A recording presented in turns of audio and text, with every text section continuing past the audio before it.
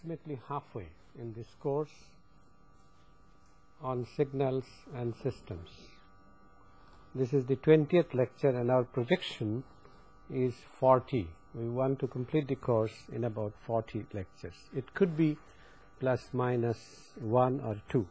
And today's topic is solution of some problems, major problems in minor 1 examination, and a further look into the properties of discrete time Fourier transform, DTFT.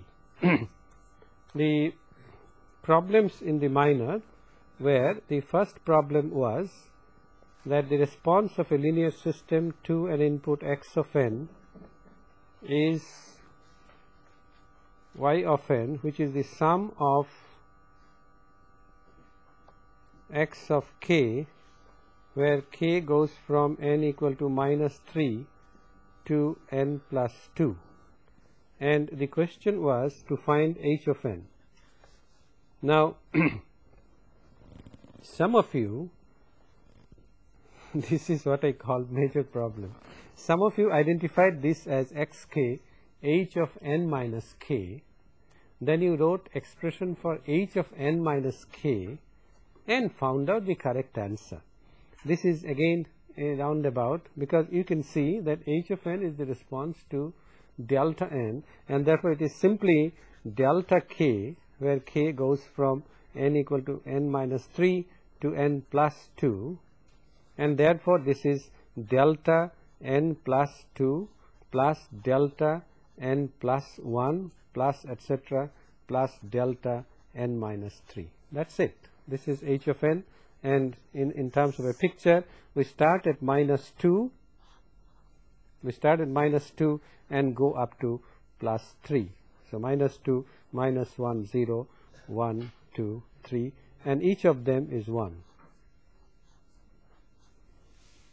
That's it. The level is 1. That's the answer. It doesn't require anything else. It's simply substitution of x of n by delta n. Then the question is the system causal? Now, many of you have answered this question. I have not deducted any much, but many of you have answered the question by saying h of n is not equal to 0 for n less than 0. Well, this criterion of causality applies to LTI systems. So before you prove that it is a time invariant, stating this is not correct. On the answer to the question should have been straightforward by saying that y of n depends on future inputs, because as you can see from this relation itself, y of n depends on x of n minus 3. That is what would be applied y of n depends on x of n plus 2. What would be applied? 2 samples later or 2 instants later, and therefore obviously the system is non-causal. Is it stable? No sophisticated stability test is needed, because h of n is simply the sum of delta functions, and how many of them are there? 6 of them to be precise, minus 2 to plus 3, and many people have written there are 5 samples, which is not correct. You start from 0, count up to 5, you have counted how many? 6 numbers. So there are 6 of them, and obviously summation h of n is simply equal to 6, which is obviously less than infinity, and indeed the system is stable. And finally, the tricky question, whether it is time invariant or not. Well, various proofs have been suggested, but the correct proof would be this: x of k equals n minus 3 to n plus 2. Now, this is the input is x of n and the output is y of n. If you want x of n to be delayed, well, some of you delayed the limits. That is not correct. It is not correct to write here n minus n0. The actual output should have been summation. These are independent of what you apply.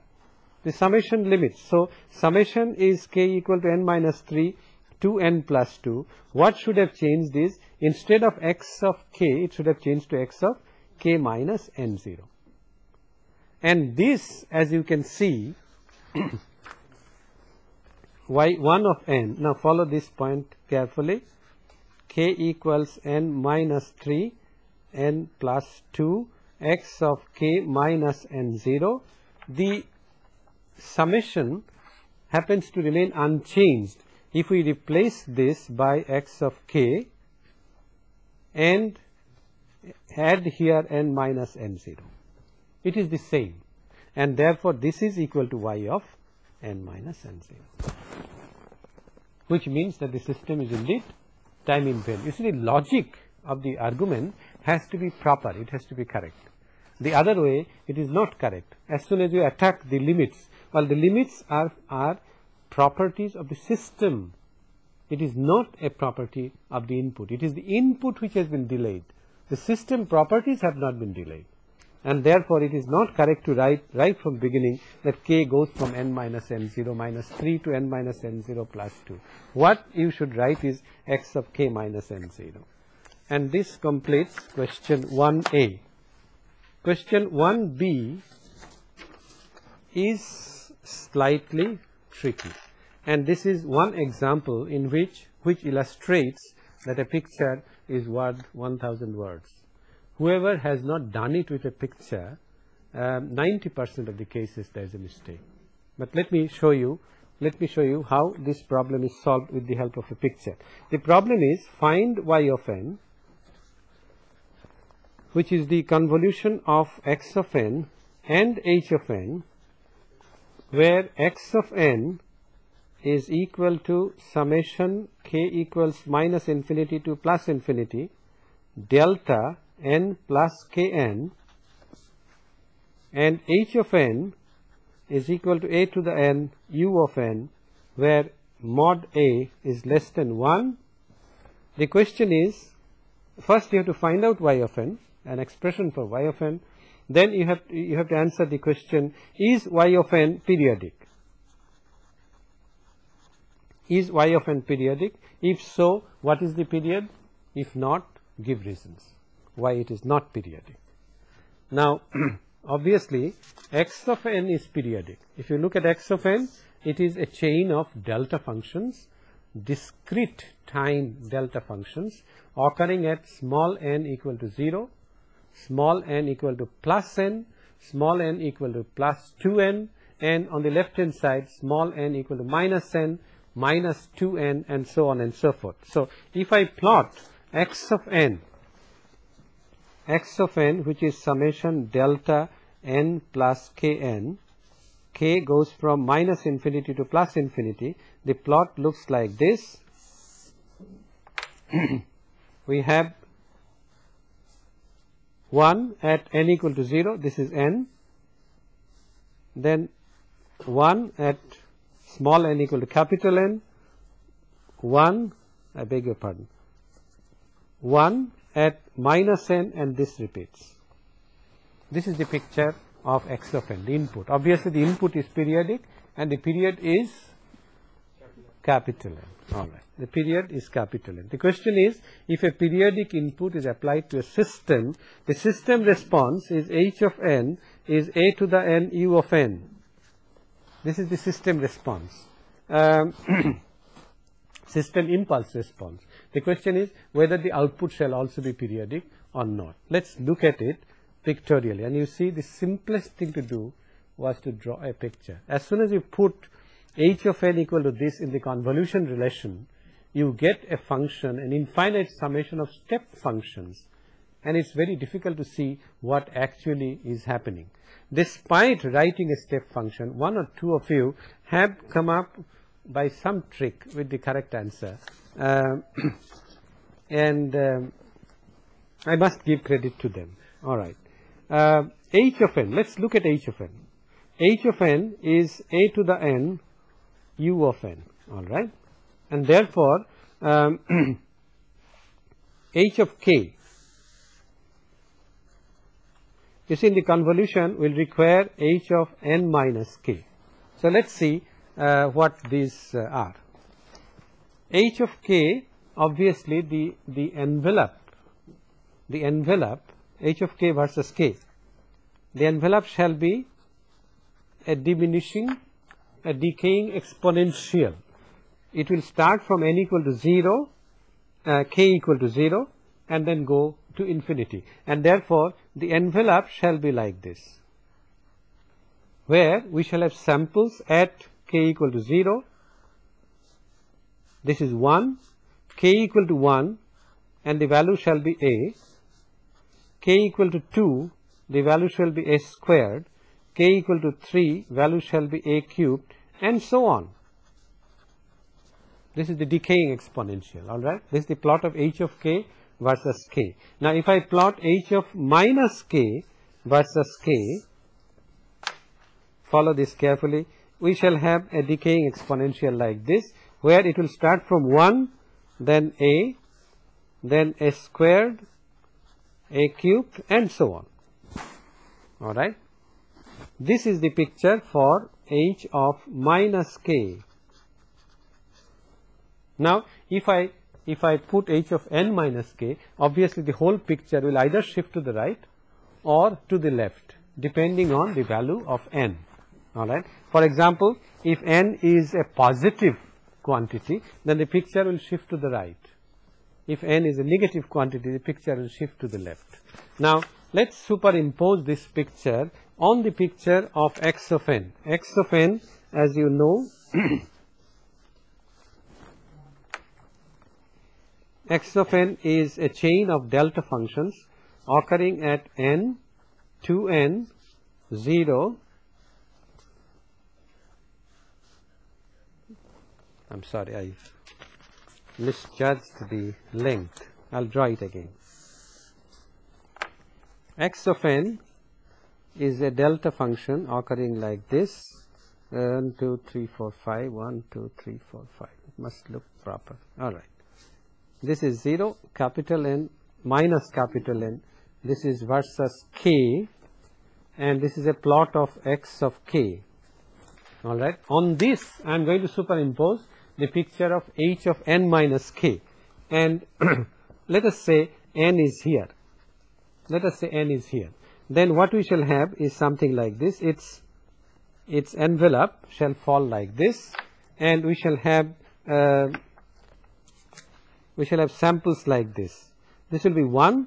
The next one will be a. The next one will be a squared. No negative power of a occurs. It's only positive powers. And then a cubed, and so on. This is the picture, and this tells the whole story. Now you can see what the output is. For example, when n equals to 0,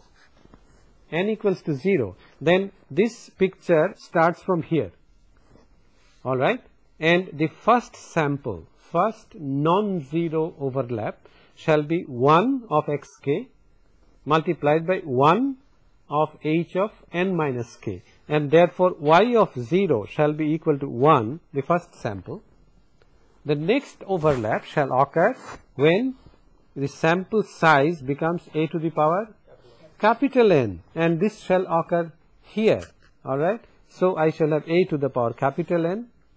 The next one shall occur when it is a to the power 2n, and that shall occur at minus 2n. So a to the power 2n, and so on to infinity. That's as simple as that. And therefore, this is a geometric series, and mod a is less than unity, and therefore this is simply 1 minus a to the n. All right, 1 minus a to the n. Okay, now let's take n equal to 1. If I take n equal to 1, then this sample comes here, and the overlap with small k equal to 0 becomes of not 1 but of a sample of amplitude a, and therefore the first sample that I get, y of 1, shall be a.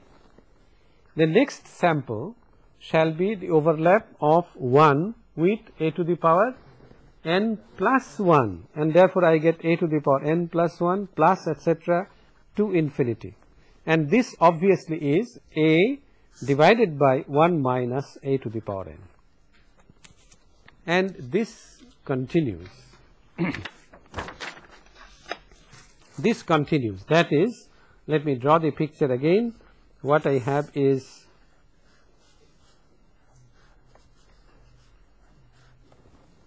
and so on. My h of n minus k is like this. This is 1, this is 1, this is a, this is s squared, and so on. This is capital K equals to 0, capital N minus n. And in a similar manner, we can show that y of 2, the first intersect will be a squared, and therefore a squared divided by 1 minus a to the n. Now, what happens when you go like this? Y of n minus 1 shall be a to the power n minus 1 divided by 1 minus a to the power n. And if I go to capital N, y of n, then it starts from here. That is, the overlap again now is of 1 with 1. Is that correct? Or is it to the left? It is to the right. That is, this comes here. And therefore, the first sample that I get is again 1. And therefore, y of n shall be equal to y of 0. And this continues, y of minus n or y of 2n and so on. And therefore, it is, the function is indeed periodic with a period of capital N.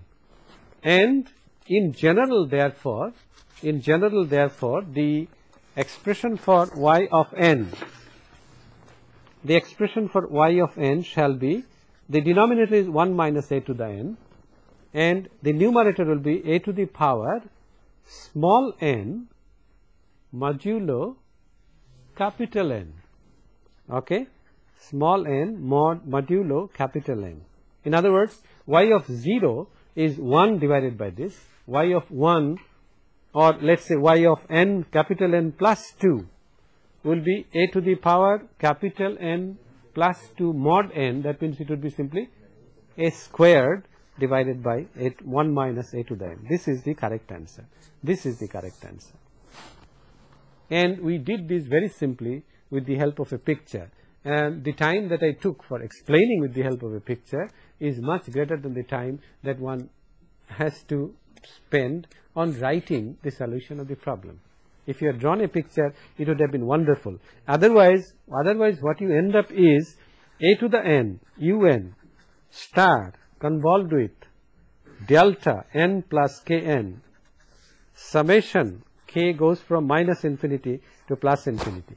Not that it cannot be done that way, but you have to think a little bit what happens when this is, for example, a to the n plus kn, u of n plus kn.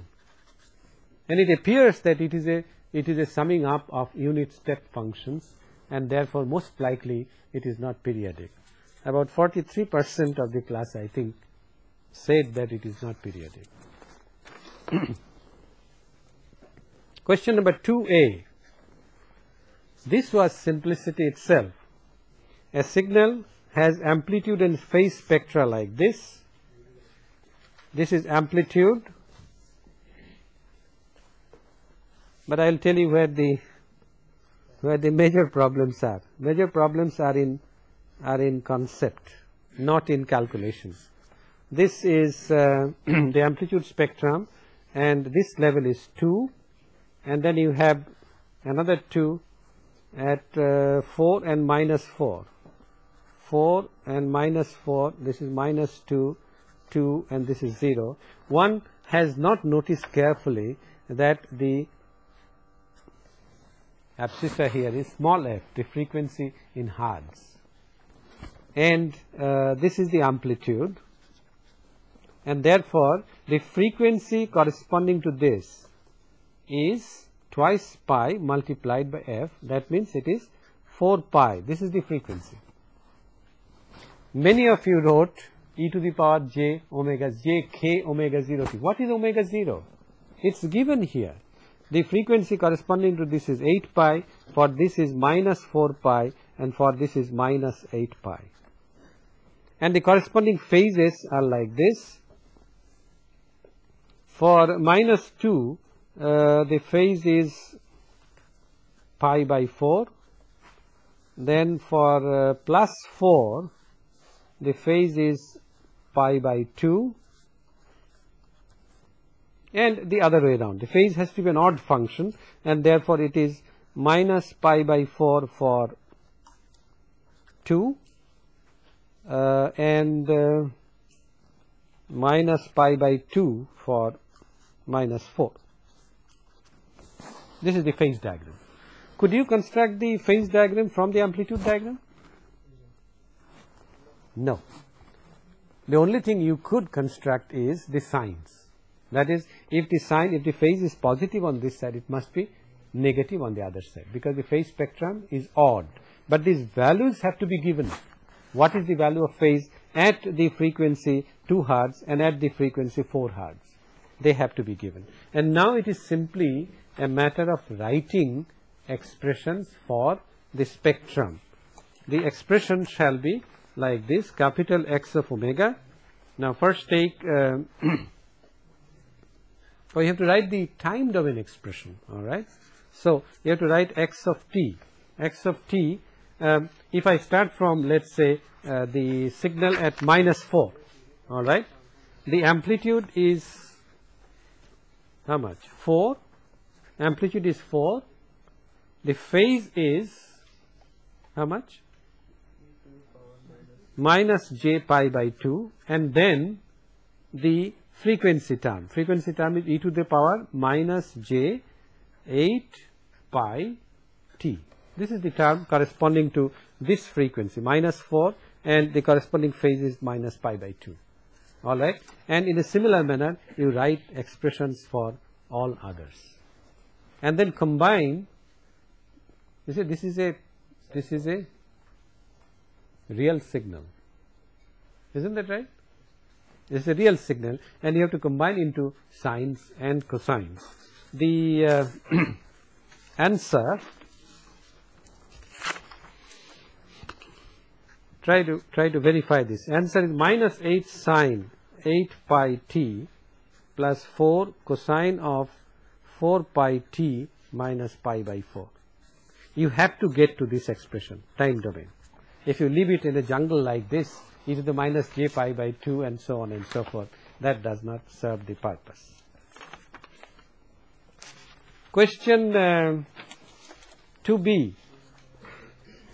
Question 2b is, there is a signal which is the sum of two sinusoidal signals, cosine of 2t plus 3 sine of 5 pi t. And the question was whether this is periodic or not, and give reasons for your answer. The type of questions which are, the type of answers that are very frustrating to a teacher is that one of you said that one of these signals, this is periodic, cosine 2t. This is not periodic, because it's, no, I'm sorry, it's the other way around. The period of this is 2 pi divided by 2, that is equal to pi. Is that correct? 2 pi by omega 0. And the period of this is 2 pi by 5 pi, and therefore 2 by 5. And some of you said that because the period is irrational, therefore it's not periodic. That's a very irrational answer. The correct answer is that the ratio of the two has to be a rational number. The ratio is irrational, and therefore the given function is not periodic. Some of you took the straightest shortcut. Since it is a sum of two periodic functions, it must be periodic. One could not be more wrong than this. Question 3a. Use the properties of the unit impulse function to evaluate the following integrals. So the question is, evaluate the integral minus 1 to 10 t square plus 1 delta t plus 2 dt. And the answer, as you can see, is 0. Because this exists only at t equal to minus 2. And t equal to minus 2 is outside the region of integration. And therefore the integral must be 0. That's very simple. The second one, evaluation of integral, is minus 5 to 15. That's the range of t. Again t squared plus 1. Then summation infinity, n equals minus infinity delta t minus 5n dt. I don't know the variety of answers that you gave because Professor Prasad graded this question, but the thing that should have occurred to you is that this infinite summation is useless except the range of t, which is from minus 5 to 15. And as you can see, the values of n that are effective shall be n equal to minus 1, 0, plus 1, plus 2 and plus 3. And if you do that, then you can break this up into 1, 2, 3, 4, 5 integrals, and each integral can then be evaluated by finding out the value of small t at which the integrand exists. For example, the first one should be minus 5 to 15 t square plus 1 delta of t if n equal to minus 1 plus 5 dt, and this exists at t equal to minus 5 only. It falls within the range of integration. No, sir. So this is not evaluated. We cannot evaluate it. This was slightly controversial. Should have been 5 minus 5 minus. Yes, sir. So that was slightly. It is at the edge of the. Very nice. It should have been minus 5. Minus 2. 15 plus. And it should have been 15 plus. We cannot evaluate. Okay, I'm glad you caught that. If it was minus 5 minus, then the value would have been 26. Okay. Similarly, for the other integrals, and the correct answer, if it was minus 5 minus and 15 plus, would be 380. This is the correct answer. Suppose you have neglected minus 5 and 15 plus. Settle that score with Professor Prasad. What's the correct, sir? What's minus 5 to plus 15? What is your opinion, sir? What is your opinion? This is ambiguous. The The answer answer is is that ambiguous. it cannot be evaluated. Yes, sir. Mathematical problem. Actually, You cannot change the question. Minus 5, no, you cannot change the question. You can take from minus 5 minus or minus 5 plus. You get two different answers because the delta function is discontinuous at the point at which it As such, occurs. the integral is not evaluable. As such, the integral is not evaluatable. Okay. I may be wrong. Question 3b is a holding circuit. Well, commonly used in pulse system is shown in the figure. The figure is x of t goes to a summer plus then minus, and here is a delay t, and then there is an integrator. This is y of t. The question is this a linear system? Well, let's see its input-output relationship. You see that the signal here is x of t minus capital T. So the signal here is x of t minus x of t minus capital T, and this is an integral sign, and therefore y of t is equal to integral minus infinity to t x of t minus x of t minus t dt. That's it. And you see, differencing is a linear operation. X of t minus x of t minus t is a linear operation. So is integration, and therefore the system must be linear.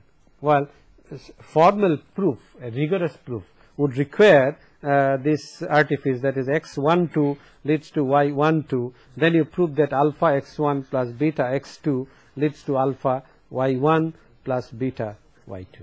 All right, which is very easy. It follows from the definition. The next question was, well, obviously it is linear. Next question was to determine the impulse response. Well, y of t is minus infinity to t x of t minus x of t minus cap t dt, and the impulse response means that you simply substitute x of t by delta t, and the result is h of t is equal to minus infinity to t delta t minus delta t minus cap t dt, and integral of delta t is the ut, and integral of delta t minus t is u of t minus t. So it's simply a gate function which exists from capital T equal to small t equal to 0 to capital T. This is 1, 0, capital T. This is ht versus t. What was the reason that the system was supposed to be initially at rest? What would have happened if it was not at initial rest? Pardon me? Time invariance would have been affected. There is no point at which time invariance or time variance is being called for. It's a food for thought, and I leave it like that. Question 4a. Find the exponential Fourier series for the signal x of t equal to sine squared omega 0 t cosine of 2 omega 0 t. You have to find out the exponential Fourier series. Well, the question is how do you look at it? Do you look at it as general x of t, and therefore you find out, you write x of t as ak summation e to the j k omega 0 t, find ak and all? No, it's much simpler than that. You write sine squared omega 0 t as e to the j omega 0 t minus e to the minus j omega 0 t divided by 2j whole squared. Then cosine 2 omega 0 t you write as e to the j 2 omega 0 t plus e to the minus j 2 omega 0 t divided by 2. Multiply these out and write it in the form of an increasing power of exponential. That is, start from what would be the highest negative frequency? Minus 2 omega 0.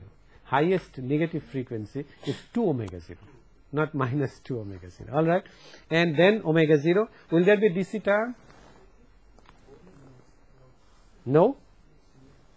Will there be a DC term? No, because there is a multiplication by, there is a DC term here, but then it will be multiplied by this. The highest negative frequency is not 2 omega 0, 4 omega 0, because of multiplication by minus 2 omega 0 by minus 2 omega 0 here. So you shall have frequencies minus 4 omega 0. Shall you have minus 3 omega 0?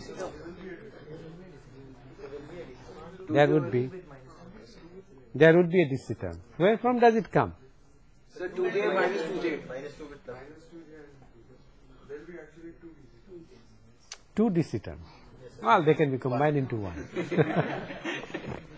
Okay, so minus, will there be a term 3 omega 0? Yes or no? No. So minus 2 omega 0, will there be a term omega 0? No. So 0 frequency, then plus 2 omega 0 and plus 4 omega 0. And that's it. You can find out the coefficients. The final problem, question 4b. Now there I am told that there were major problems in solving this question. It is a cosine omega 0 t, then u t plus t minus u t minus t. So it is a cosinusoidal function. It is this signal a cosine omega 0 t which is passed through a gate extending from minus capital T to plus capital T. So the function looks like this. This is the kind of function that is used in a pulsed radar, a function which is a cosine wave passing through a gate from minus capital T to plus capital T, and it is a cosinusoidal function like this. It's a burst of cosine. It's a burst of cosine functions within a small interval, and the smaller this interval, that is 2t, is, the higher is the resolution of the radar. Radar, as you will learn later, is used to detect objects in the neighborhood, okay, by radio means.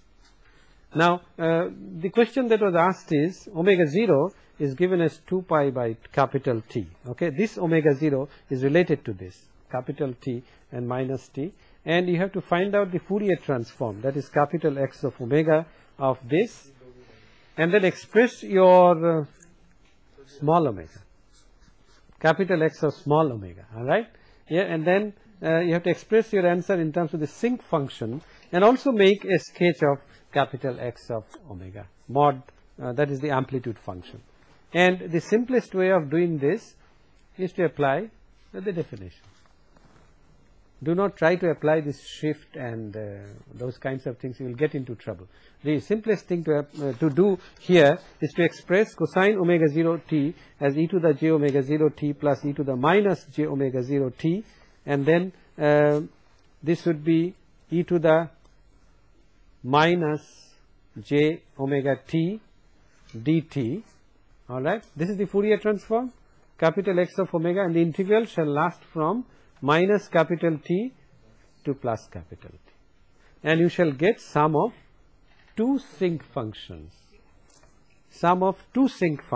sinc 1 and sinc 2, and the final result well, looks like this. Final result looks like this: AT sine of, you can convert this to a sinc, omega minus omega 0 t divided by omega 0 minus omega capital T plus sine of omega plus omega 0 capital T divided by omega 0 plus omega times capital T. That is truly sin x by x form.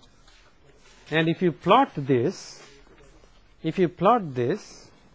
then you get something like this. There is no DC. Well, there is a DC, but no, there is no DC, and there is a peak here, and there is a peak here. This peak occurs at 2 pi by t, and this peak occurs at minus 2 pi by t.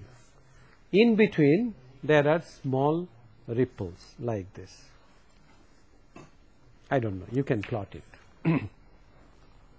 But this is the type of sketch that you get. Any questions on the? In the few minutes that are left, let me review what I did last time. Let me review the 3 or 4 properties. One of the purposes of repetition is to learn. Repetition is an essential part of the learning process. I'll just quickly tell you 3 or 4 properties because I am going to utilize them later. The Fourier transform capital X of capital omega of a discrete time signal x of n is dash periodic with a period of twice pi. So it is periodic. Number 2, it is a linear operation which we proved. And if x of n is real, then there are several interesting properties. One is that capital X of omega is x star of minus omega. Can you tell me what is the transform of x of minus n? Capital X of minus omega. Excuse me, xn is periodic in the first case, or is it any general thing? X of n in the time domain. No, time domain is not constrained at all.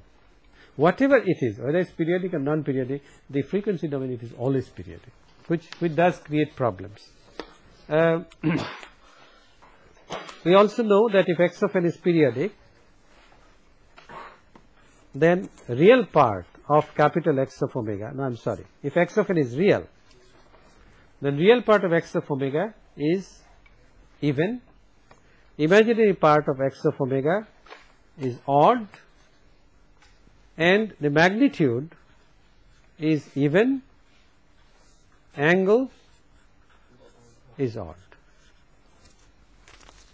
And we showed that even for an arbitrary signal, arbitrary real signal, the even part of x of n transforms into real part of capital X of omega, and be careful now, odd part of x of n, j times imaginary part of x of omega.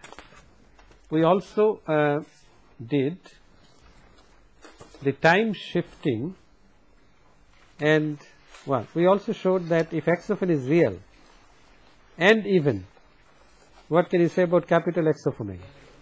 It should reflect the same properties. Now, this in working out problems is extremely useful. We also did a time shifting and frequency shifting properties.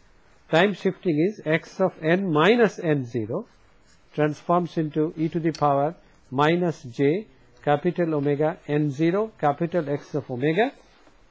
And the other thing is that if I multiply x of n by an exponential signal like this, the result becomes capital X of omega minus omega 0. We shall give a final touch to the rest of the properties in the next class. That's all for today.